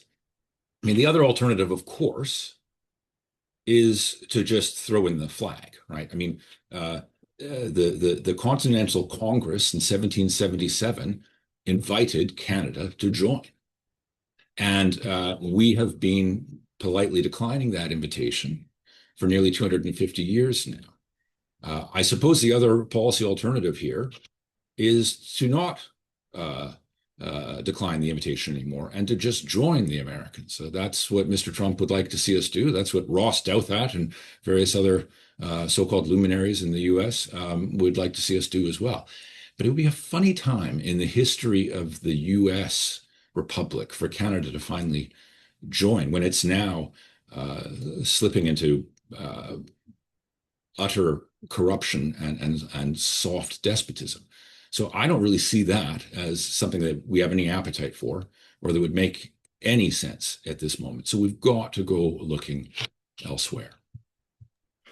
Thanks for those comments, Gib. And I should tell the audience that in the chat among panelists, there's been some activity as people want to react to some of what Gib said. I guess this question of our protectors and how we defend our national security and our identity as Canadians has been problematic over the years, as we know from the acknowledgement of Indigenous people we did at the beginning. Clearly there's been a lot of failures on that front. The French and English dimensions of Canadian identity and etc. So I'm just going to pass this first to Chimène and then maybe a word from Charles-Emmanuel, and then we'll move into questions from the audience. Chimène? Oh, thank you so much. And I think much of what Gibbs says is extremely important. And I think you had also said earlier that Trump in many ways is a symptom and not necessarily a cause. That said, I've just come back from Australia, and it does strike me that outside of the United States, I think there is a perception that Trump and his policies enjoy a lot more support among the American people than they actually do. And so I would caution against overestimating. I think his economic policies at the moment are extremely unpopular. The war in Iran is extremely unpopular. And so Congress has not asserted its authority in many areas. But when it comes to Canada and threats of the use of force against Canada, it started to wake up a little bit. So I think Gibbs' point that Canada needs to not count on the United States' protection going forward is an absolutely salient one. I however, would encourage folks to know that there is, a lot of there's a lot of disparate views down here, and certainly a lot of pushback even among Trump's base. The other thing, just to pull in questions from the Q&A, is that there is and there's going to be a tension perhaps between developing Canada's economic self-sufficiency, its defense self-sufficiency, and its ability to operate nimbly on the international stage. So I've been very disappointed to follow the proposed and actual cuts to Global Affairs Canada's budget. I think it's something that, if anything, we should be thinking about expanding, certainly spending money smartly, but not reducing diplomatic capacity at this time. There's a question from Peter Splinter about, why did Carney not mention the natural environment in his Davos speech? And I'm sure others have thoughts on this as well, but I would just say it does appear that he may feel that there's some tension between economic self-sufficiency and environmental regulation and protection, which, as the skyrocketing oil prices indicate, may actually not be valid as a policy matter. Energy independence might mean alternative and renewable energies, not just preserving the ability to exploit fossil fuels. So I think it is important for Canada not to join the United States. Things are not going well down here. I would not wish this on anybody. But I would say a perhaps point of encouragement is that the value of the rule of law, both domestically and internationally, is appreciated by, I think, the majority of people when they stop to think about it. Thanks very much for that, Chimène. And I will pass this now to René as Charles-Emmanuel has ceded his comment. Over to you, René, s'il vous plaît. Ouais, t'es sûr, Charles-Emmanuel, c'est toi qui mènes.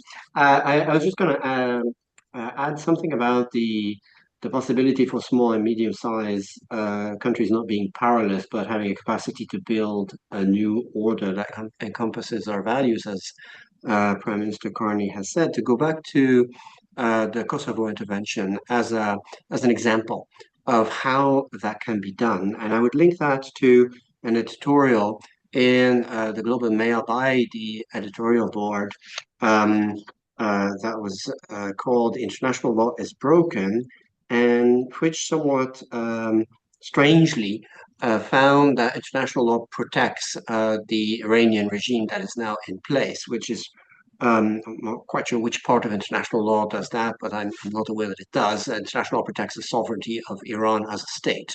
But to the point, which is that, of course, the Iranian regime has committed massive and systematic violations of human rights and acts of aggressions and many other violations of international law. But the conclusion is that you have to find a way within international law, not as the editorial board strangely suggests that, if international law does something you don't like, then it's time to get rid of international law. Kosovo showed us that it is possible to actually build something out of a kind of a dead end where states feel that international law does not allow them to do something that is absolutely required by morality and necessity, and which is that after this intervention where countries did not seek UN approval, Canada convened the International Commission on Intervention and State Sovereignty to try to think about this in a more structured and systematic manner. And it gave rise to the idea of the responsibility to protect. Now, this was not embraced wholeheartedly by the international community, far from it, but at least it shows us that middle countries like Canada can actually react to a situation where international law was broken, but to take it and try to build something principled that is aligned with our values and that contributes to at least the conversation about what kind of a legal order we should have. So this is not a question of morality and we disregard the law in some kind of argument of illegal but legitimate, which is something that we do hear in some of the conversation these days. I think that is an unhelpful way of framing the question. I think rather we need to think better and harder about how law could be made to be better. And this is what the responsibility to protect, at the very least, try to do. Merci beaucoup pour ces commentaires, René. Juste pour commencer, c'est les Q&A period. Je mentionnerai qu'on a plusieurs questions de Slava Balan concernant la question de droits humains. The questions relate to Canada's not so perfect record in dealing with human rights matters domestically. And Slava also poses questions about what is happening to rule of law in countries such as Canada, US, and the UK. I'm wondering, does anyone in the any of the panelists wish to comment on that question? So maybe Gib or Joanna? I'll just answer, Una, that no country has a perfect record before the UN Human Rights Committee. I mean, I remember once when a class of students saying, let's have a look at Norway, let's have a look at, so whatever country you want to pick on is going to have areas for improvement and always has comments from the UN Human Rights Committee for improvement. So I'm not sure where that takes us in this discussion, because I don't think we're saying international law is not breached. What we are saying, though, that there is a role for international law in that standard setting, in that aspirations for achievement, in that ambition to provide and deliver on what we have ratified as international obligations. Thank you. Thank you, Joanna. Je vois une question de Jeff Dorsey dans la liste de questions où il dit que Mark Carney a appelé les puissances moyennes à s'unir pour faire face aux forces hégémoniques. Cela rejoint-il la demande d'une désoccidentalisation du monde ou celle d'un monde transcivilisationnel, comme l'ont prophétisé certains penseurs des études décoloniales? I would like to ask panelists to react to that idea. When we talk about middle powers and Carney wants to make new alliances, and Gibb referred to that as well, are we leaving out the global south when we say that? Or are we thinking about including also going beyond the north-south divide? How do you understand that call for middle powers to come together around values? Does any one of you have an idea on or to react to that? Joanna? Well, just to say, we've just had a very important delegation to India. So it's clearly that the government is not solely focused on European partners. They are looking elsewhere as well. René? Sorry. Oui. Peut-être juste pour dire, je pense que c'est la critique est valide, peut-être pour mettre ça sur la table. Et je prendrais, je ramène tout à mon domaine et puis je laisse à d'autres le soin de parler de protection de l'environnement ou du commerce international. Mais suite à l'invasion de l'Ukraine par la Russie, dont on n'a pas parlé aujourd'hui, et c'est quand même bien de l'évoquer, il y a eu une réaction de vouloir saisir la Cour pénale internationale pour certains des crimes relativement limités à cause des limites à la compétence de la Cour, et aussi de créer un tribunal international sur le crime de l'agression. Moi, j'étais quand même très sceptique de ça, et pour moi, il y avait une autre possibilité qui peut-être fait un écho à ce que Jeff Dorsey évoque. Pour moi, il y avait une possibilité de soutenir l'Ukraine en créant un tribunal multinational pour juger les auteurs de crimes de guerre dans ce conflit armé-là, sur la base de la compétence universelle qui est reconnue en droit coutumier à tous les États. Donc, s'il n'y a pas de questions difficiles en droit à cet égard-là, et il me semblait que là, il y avait une place pour le Canada de prendre une initiative et de réunir autour du Canada des États du Nord et du Sud, de l'Est et de l'Ouest pour un peu concrétiser les convictions qu'on retrouve dans le discours de ces États-là sur le droit international et permettre aussi de donner un peu de mordant aux normes du droit international qui restent par ailleurs très mises à mal dans le contexte des conflits armés. Alors, je dirais ça, c'est un exemple de quelque chose qui n'a pas été fait par le passé. Pour moi, c'est une occasion manquée. J'ai essayé d'en parler, personne n'est intéressé. Mais il y a des choses comme ça qui peuvent être faites d'une manière un peu ad hoc, sur une base multilatérale, en créant des réseaux qui sont orientés vers des questions précises où un pays comme le Canada, sans être une superpuissance, a une légitimité, et quand même, c'est pas un petit pays non plus, il y a une capacité d'être une force pour faire bouger les choses. Donc, c'est plus un état d'esprit peut-être que je suggère que une suggestion concrète par rapport à une question ou l'autre. Gib, tu veux réagir? Please jump in. Oui, j'allais juste dire vite, je suis tout à fait d'accord avec ce que René vient de dire et je songe à l'exemple et je me rappelle pas exactement c'est quand c'est arrivé, mais il y avait un énorme tremblement de terre à Haïti, au Haïti dans les années 2000 quelque chose. Je pense qu'Obama était président à l'époque et je me rappelle que c'était les Américains qui sont intervenus immédiatement pour appuyer ce pays-là. Et ça aussi, pour moi, je trouvais que c'était une opportunité manquée pour nous, comme le Canada. Nous avons des racines très importantes avec ce pays-là, surtout au Québec, à Montréal en particulier. Mais on a une expérience avec nos policiers qui ont déjà été là. C'était, il me semblait, une opportunité pour le Canada de s'impliquer dans un pays du Global South, disons, mais un pays avec lequel nous avons des relations importantes et d'aider quelqu'un qui avait un pays, une société qui avait besoin de notre aide.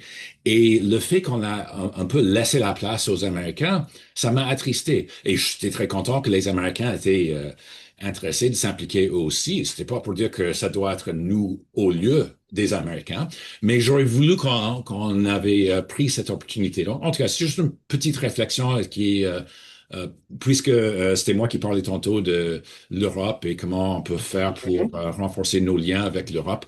Pour certains fins, je pense que notre difficulté en ce moment, ça prend des meilleures relations avec l'Europe, mais ce n'est pas pour nier que nous avons d'autres relations partout au monde, soit dans la Commonwealth, soit dans la francophonie, qui sont importantes et qu'on devrait continuer de développer et faire mieux, honnêtement. Merci, Gib. Je ne peux être plus d'accord avec l'idée que les langues françaises et anglaises sont des instruments pour le Canada possibles pour construire des ponts avec le Sud, notamment avec l'Afrique francophone, avec Haïti. Myriam? Oui, on a le temps pour une dernière question de Mark Jennings au Q&A qui est la suivante. Le secrétaire général de l'ONU, Antonio Guterres, reconnaît désormais ouvertement que les conseils de sécurité ne fonctionnent plus comme prévu. Il est paralysé par les droits de veto et il se demande quel rôle le Canada et les autres pays peuvent-ils jouer pour garantir la viabilité de l'ONU. Si quelqu'un veut se lancer à répondre à cette dernière question.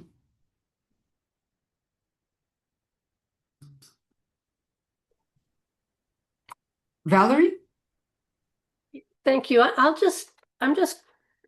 It's come to mind what Yves Fortier, our former ambassador of the United Nations, said about the role that Canada played. This, of course, was in the days when we didn't lose bids to get a seat on the Security Council, but he did recall that, and something that you've just been talking about now, how Canada has that middle power role and can bring together la francophonie, the Commonwealth, the different parts of the world that we can speak to.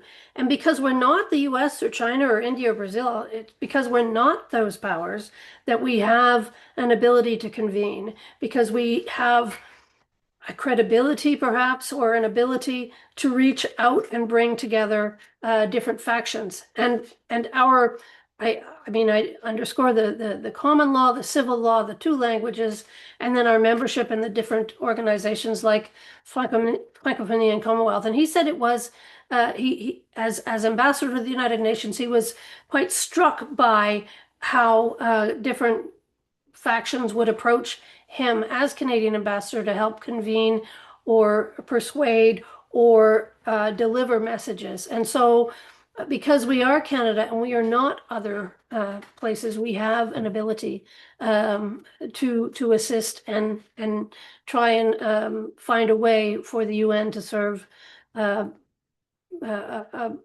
important role going forward. Thank you very much, Valerie. I think we exhausted our time for questions. Je remercie beaucoup. Et je passe peut-être la parole maintenant à Charles-Emmanuel Côté pour les derniers mots des conférenciers et conférencières. Merci. Merci beaucoup, Myriam, and thank you for your questions and apologies for not having time to addressing all of them. I think the discussion stimulated our thoughts, everyone. We would have a lot of comments and reaction and questions still, but I would like to invite our panelists to maybe summarize very quickly in a few words the key takeaway from their views on the issues that we discussed, and specifically their reaction to Carney's speech, to wrap up basically their talk after their opening reaction. Alors, je demanderai aux conférenciers de nous partager quelques points clés à retenir de leur vue sur le discours de Carney à la lumière de la discussion d'aujourd'hui. J'inviterai à nouveau dans l'ordre de nos déclarations d'ouverture. Nous n'avons pas le plaisir d'avoir BC avec nous. Alors, Joanna, maybe a few takeaways from you to start. Fair enough. I think hegemon is too highbrow, maybe even rogue state is too highbrow. I think we need to be more plain speaking. The United States is a bully, and we all learned in school that wins for bullies are temporary and short-lived. Lasting success requires respect and positive influence. I mean, name a U.S. intervention that has worked. It also draws attention away from China. And I think we also have to pick our allies carefully, not just us. I mean, Denmark was a steadfast ally of the United States, and then they went after Greenland. And the last point I'll make is not just a hefty budget cut, but over 1,000 workforce adjustment letters for Global Affairs Canada is going to be the practical obstacle to realizing a Davos vision. Merci, Joanna. Valerie. Thank you, Charles-Emmanuel. On the Greenland thing, it was interesting to see that the hegemon, the rogue, the whatever you want, the bully, sort of got beaten down a little bit on Greenland because everybody else in the playground got their elbows up. But on my closing remarks, I would say that international law is still playing a role in international trade relations, as I explained before, flawed as some of those rules may be. And I'm encouraged that there is still a lot of engagement by members in the WTO, including the United States. I also find it encouraging that, as mentioned, Canada has a long list of trade negotiations that it's involved in. We did the agreement with China. We've got Philippines, we've got Mercosur, we've got Thailand, we've got India. There's a lot of engagement with Canada to see that combining our forces, and then of course the idea of EU CPTPP. There is still, I guess, confidence in these kinds of agreements to guide going forward. The EU as well as just finished negotiating with Australia, also India. The thing about the United States, I'm encouraged by the fact that the USTR is in Yaoundé at the meeting instead of writing it off as unimportant. We do remember that the last ministerial conference, I believe it was, where USTR Lighthizer at the time said that if the WTO didn't exist, we would have to invent it. And that was not when, Trump was being all that positive about the WTO and had threatened to withdraw from it. And finally, just to say that the United States has used the security exception in the WTO rules, which allows you to take action that you believe are necessary for your own security interests, and they've used that to justify a lot of their actions. And they've used that saying that, panels, you have no right to discuss whether or not we've used that properly. All you have to do when we invoke that exception is put your pens down and walk away. Well, the United States has now proposed coming up with an agreed interpretation of the security exception. And I think that is a tremendous role, a tremendous move forward. It ain't going to be easy. I know that it won't be, we won't find an agreed interpretation, but the fact that they're willing to talk about it, to me, is a great encouragement. Merci, Valerie. Chimène? Yes, well, this conversation has gone by all too quickly, but maybe to pull in two last questions from the comments. One is, what do we take from Prime Minister Carney's use of the term rules-based international order rather than international law? And then the very first intervention we got saying, are we all suffering from a recency bias that we forget the lessons of World War II? And so let me just suggest that, international law is not static. I think we are retiring the use of the word rules-based international order, and perhaps I didn't understand Prime Minister Carney to be speaking of that favorably, to the extent that it was a US-led order that perhaps did lend itself to double standards that have proved fairly corrosive to the persuasive power of international law more generally. But I think what we need to watch, and maybe some of us can help build, is this going to be sort of lowercase d Davos, where there's a variable geometry, a sort of reactivity, trying to figure out what is in Canada's short-term, perhaps economic interest, which of course is important. I don't envy anyone who's in a decision-making role right now. Or is it going to be maybe capital D Davos, which is a more ambitious vision, a vision of Canada as a convener, as a number of people have mentioned, using its unique position at the intersection of the English-speaking and French-speaking worlds to really try and be a convener, play the role of connector and honest broker in a more ambitious way. And perhaps that is, again, understanding that, as Joanna said, this can't be done under the current resource environment, a very constructive role that Canada could play. Thank you, Chimène. René? Yeah, I would go back to I think an idea that is absolutely central in Mark Carney's speech, which is the need to be both principled and pragmatic all at once.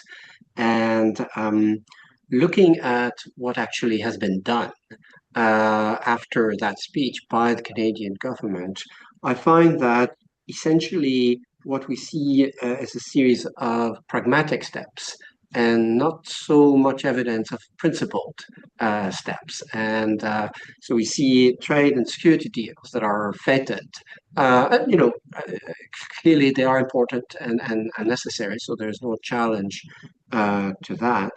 But on the principled side, we have the, at best, ambiguous reaction to the Israel-US military action against Iran. It's sometimes presented as a clear endorsement. I actually am not sure. I went to actually read what exactly was said, and it's not a clear endorsement, but certainly not a condemnation.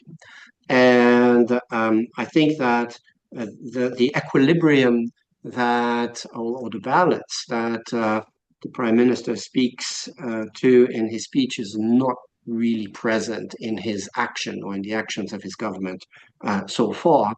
I think ultimately we want to be the indispensable middle country.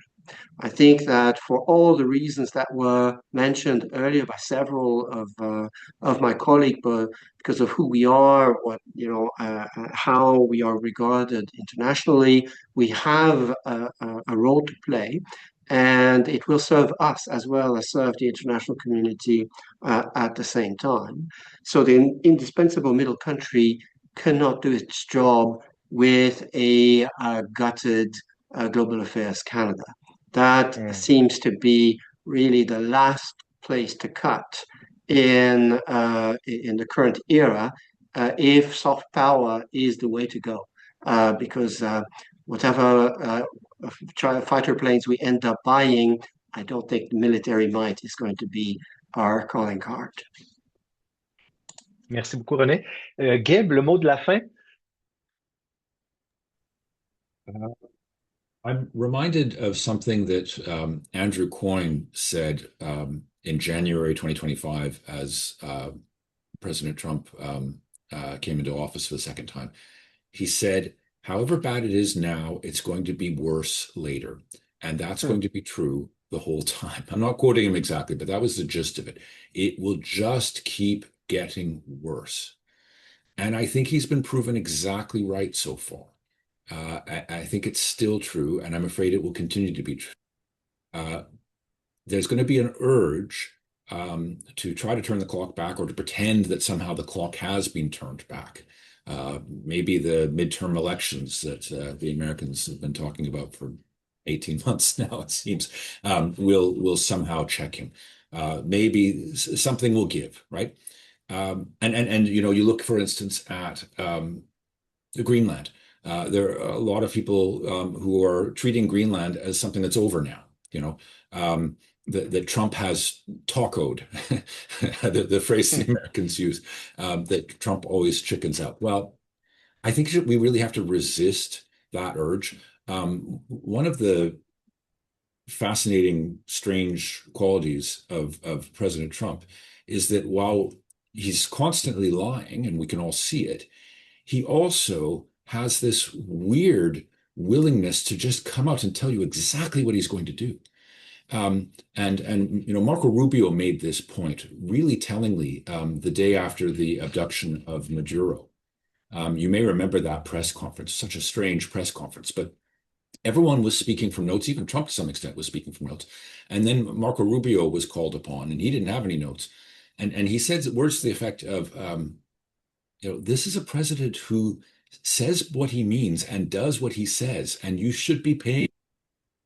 And I think Rubio was absolutely right about that. And we all need to really listen. So yes, he may be distracted over Iran right now and not thinking about Greenland. And by the way, not just Iran, no one's mentioned Cuba right now, but we mustn't forget what's going on in Cuba right now, which is a humanitarian disaster in the offing, maybe already. We have to resist the urge to pretend that this has somehow resolved itself and that we can all go back to the safety of the old world of American post-war protection, which for all its criticisms and weaknesses and hypocrisies, did bring a lot of peace and a lot of prosperity, not just to Americans and Canadians, but to many, many people in the world. I don't think I think it's over. I really, I hope I'm wrong. I desperately hope I'm wrong. But what I see in Mr. Carney's government right now is an effort to take pragmatic, serious steps to make new arrangements and to assume that things aren't going back. So I'm very encouraged by that, but we are short of time. We mustn't lose our sense of urgency here. We have to keep taking this seriously. We have to remember what Mr. Coyne said. It's just, however bad it is in March 2026, it's going to be worse in August 2026. It's going to be worse again in 2027. Merci, Gabe. Thank you. Una, le vrai mot de la fin. Thank you very much, Charles-Emmanuel. And I don't know how we planned that, but Gib, you kind of left us on a downer there. Oh, I'm like that these days, I got to tell you. I'm no fun. Okay, but I hope that this panel has provided something to all the people who've been watching it, and certainly to all the participants in it, that will provide a bit of a post-Davos roadmap. It's not an easy ride, obviously. It's not going to be an easy road, but with principle and pragmatism working for us, there's something we can do. Alors, je voudrais juste dire au nom de l'Association canadienne de droit international, la Société québécoise de droit international et le Conseil canadien de droit international, c'est mon grand plaisir de remercier ces merveilleux intervenants pour leurs réflexions et leurs observations perspicaces sur les implications du discours du Premier ministre Carney à Davos. I also thank the audience for your attention and for your excellent provocative questions. Finally, I thank my partners, Charles-Emmanuel Côté and Miriam Cohen, and the colleagues from our 3 international law organizations who contributed to this event, notably Barry Leon, who first voiced the idea of a collaboration on this important topic, and Sylvie Houle for all her amazing technical support to the event and the advertising. Alors, avec tout cela, I wish you all an excellent rest of the day et bonsoir. Merci beaucoup.